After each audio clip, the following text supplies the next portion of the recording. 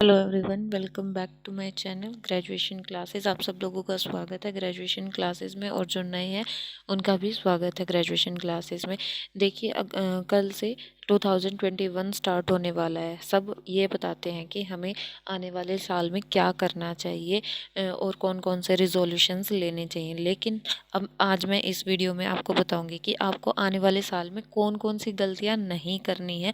एक सिर्फ स्टूडेंट्स को ही नहीं, एक नॉर्मल पर्सन को भी कौन सी गलतियां नहीं करनी चाहिए आने वाले साल में। देखिए, ये बहुत ज़रूरी है कि आपको ये क्लियर हो आप अपने आप को अगले आने वाले साल में कहाँ पाना चाहते हैं।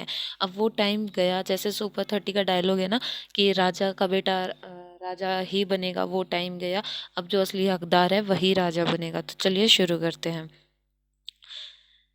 तो सबसे पहले है लैक ऑफ विजन, यानी कि हमें अच्छे से पता होना चाहिए हम अपने आप को आने वाले साल में कहाँ देखना चाहते हैं।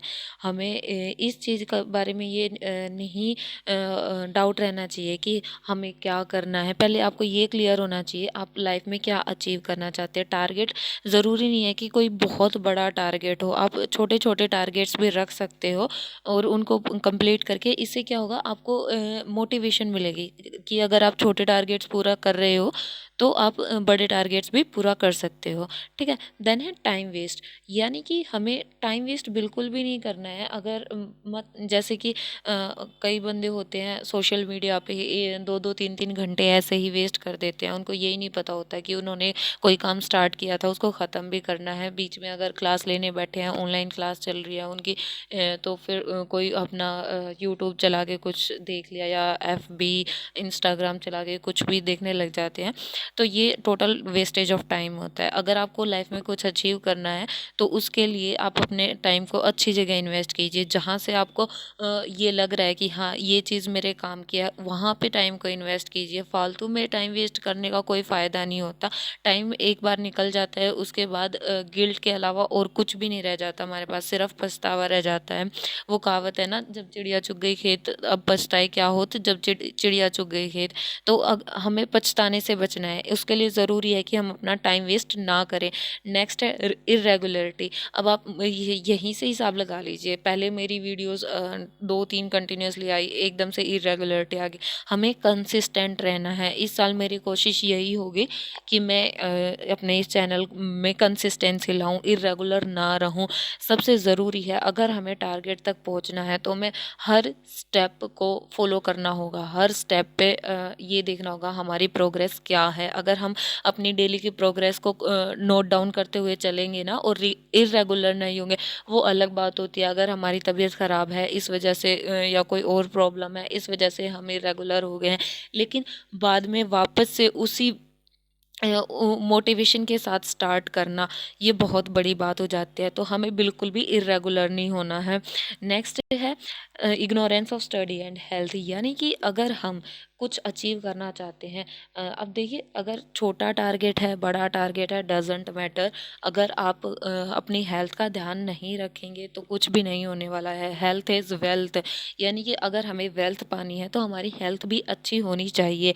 आप थोड़ी बहुत एक्सरसाइज कर सकते हैं, योगा कर सकते हैं। अगर आप ज़्यादा मतलब हैवी एक्सरसाइज नहीं करना चाहते, क्योंकि सबका अपना अलग स्टेमिना होता है, कौन कितनी एक्सरसाइज कर पाता है, तो आप योगा भी कर सकते हैं। और नहीं तो कम से कम अपने दिन की शुरुआत आप मॉर्निंग वॉक से शुरू कर सकते हैं। मॉर्निंग वॉक के साथ साथ आप योगा योगा प्रैक्टिस कर सकते हैं। और अनुलोम विलोम, बहुत सारे ऐसे योगा होते हैं जिसमें हमारी फिजिकल स्ट्रेंथ ज़्यादा नहीं लगती, आराम से बैठ के कर सकते हैं। इससे आपकी हेल्थ भी सही रहेगी, माइंड भी पॉजिटिव रहेगा। देखिए पॉजिटिव पॉजिटिव रहना बहुत ज़रूरी है, क्योंकि अगर हम पॉजिटिव नहीं रहेंगे, हमारे हमारे दिमाग के अंदर नेगेटिविटी रहेगी, तो हम अपने टारगेट को भी अचीव नहीं कर पाएंगे। और दूसरा हमारी लाइफ पे भी इफ़ेक्ट पड़ेगा इस चीज़ का, क्योंकि जब हम नेगेटिव रहेंगे, हम डीमोटिवेट रहेंगे। हमें हमारा मेन मोटिव है खुद को मोटिवेट रखना और अपने टारगेट को अचीव करना। उसके लिए ज़रूरी है अपनी हेल्थ को सही करना। जो हमारा हर स्टेप है ना वो एक दूसरे से इंटरलिंक होगा ना, तभी हम कुछ कर सकते हैं। जैसे अगर हमारा एम क्लियर है, हमें ये पता है कि हमें क्या करना है, उसके लिए हम टाइम वेस्ट नहीं करेंगे और कंटिन्यूअसली हार्ड वर्क करेंगे और अपना खुद का, अपनी स्टडीज़ का, अपनी हेल्थ का ध्यान रखेंगे, तभी हम कुछ कर सकते हैं। बिना किसी प्लान के अगर हम ऐसे ही स्टार्ट कर देंगे, अगर हमने सोच लिया चलो यार ठीक है सुबह हम उठेंगे, हम 4 बजे उठेंगे, ठीक है, लेकिन अब हमारा रूटीन बना हुआ है कि हम 7 बजे उठते हैं। सपोज कीजिए अब हमारा रूटीन बना हुआ है, हम 7 बजे उठते हैं और हमें उठना है कल 4 बजे। अगर हम 4 बजे उठने के लिए अलार्म ही नहीं भरेंगे तो फिर कैसे उठेंगे? या चलो अलार्म की नहीं है आपके पास, अगर फ़ोन नहीं है, अलार्म नहीं है, हम किसी अपने को ये बोल के नहीं सोएंगे कि आप प्लीज़ हमें इस टाइम उठा देना। तो फिर हमारी ऑटोमेटिकली आँख 7 बजे ही खुलेगी। इससे क्या होगा, आप सोचोगे चलो यार कोई नहीं, आज का दिन चला गया, इट्स ओके, हम नेक्स्ट डे करेंगे। फिर वो प्रोक्रेस्टिनेशन हो जाएगा, आप अगले दिन पे छोड़ दोगे, ठीक है। इससे इरेगुलरिटी हो जाएगी। फिर आप 5 दिन करोगे वो चीज़, फिर छठे दिन आप वो चीज़ छोड़ दोगे या 2 दिन ही कंटिन्यू कर पाओगे, उस चीज़ का कोई भी बेनिफिट आपको नहीं मिलेगा। इससे अच्छा है हम अपना जो रूटीन है, अपनी जो मतलब पूरे साल जो करना चाहते हैं उसको एक प्लान के तहत करें।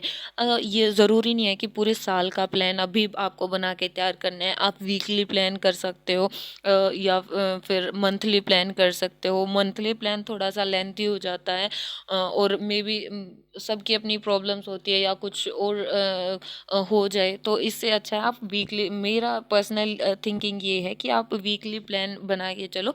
आप एक वीक का टारगेट सेट करो कि हाँ मुझे ये करना है, देन आप उसको शिफ्ट करो। और ज़रूरी नहीं है कि आपके टारगेट्स पूरे होते जाएं, आप खुद को रिवॉर्ड भी दे सकते हो। इससे आपको ही मोटिवेशन होगी कि चलो मैंने अपने ये टारगेट कंप्लीट कर लिए, नाउ अब मैं इस चीज़ का हकदार हूँ। जैसे कोई मूवी देख ली या फिर खुद को ट्रीट दे दी, जो जो चीज़ आप खाना चाहते हो वो चीज़ आपने ऑर्डर करके खा ली। कुछ ऐसे मतलब खुद को मोटिवेट करने की ज़रूरत होती है और आप इन तरीक़ों से खुद को मोटिवेट रख सकते हो।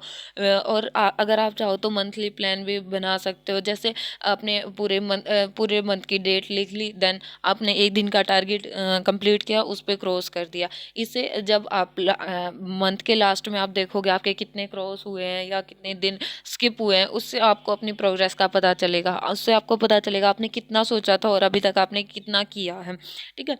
देन है ओवर कॉन्फिडेंट। अगर आप अपने डेली टारगेट्स कंप्लीट कर रहे हो, आप हार्ड वर्क कर रहे हो, आप इरेगुलर नहीं हो, तो आपको ओवर कॉन्फिडेंट भी नहीं होना है। आपको कॉन्फिडेंस में और ओवर कॉन्फिडेंस में बहुत माइनर सा फ़र्क होता है।